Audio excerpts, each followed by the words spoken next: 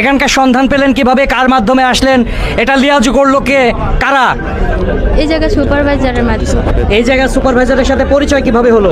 পড়ছে। আমি একবার মার্কেট করতে আসছিলাম, তারপরে এক স্টাফে আমার দেখছিল, দেখার পরে বলতাছে বাসা কই হ্যাং ট্যাং। পরে একটা আন্ডারস্ট্যান্ড হয়েছিল এই জায়গার নাম রাখি পর নিচে থাকে, তাই ওই আমার নিয়ে আসছিল। পরে আমি যেদিন ফার্স্ট দিন আসছি ওদিন অনেক ঝামেলা হয়েছিল, আমি অনেক কান্নাকাটি করছিলাম, তারপর চলে গেছিলাম। তারপর হারা ইমোশনাল বানালে ভাই, তারপর একটা মেয়ের মানে অনেক টাকা লোক টোপ দেখায় এই মেয়েদেরগুলো নষ্ট করে। আপনাকে কত টাকা দেওয়া হয়?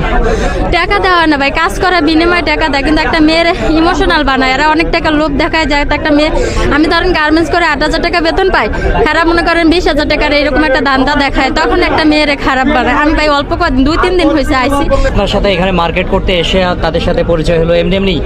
হ্যাঁ, আমি আসছেও হোপে আসছিলাম মার্কেট করতে, এটাই বাস্তব। তারপর ওন থেকে এর সাথে পরিচয়। এবং এই খারাপ কাজের প্রস্তাবটা কিভাবে দিল? প্রস্তাব দিছে এর সাথে আমার এক